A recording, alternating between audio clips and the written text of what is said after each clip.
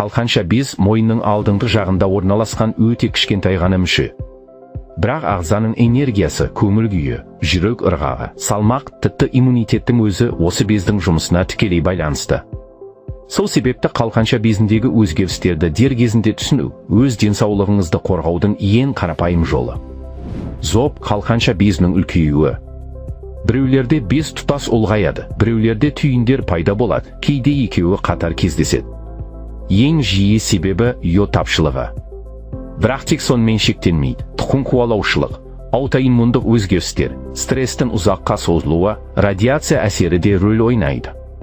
Алғашқы кезеңдерде адам еш өзгеріс байқамауы мүмкін. Бірақ уақыт өте келе мойын жуандайды, дауыс қарлығады, жұтыну қиындайды. Кейбір адамдар тамақ түсі тарылғандай сезініп, ауа жетпей қиналуы да мүмкін. Гипертиреоз, яғни гормон көп болған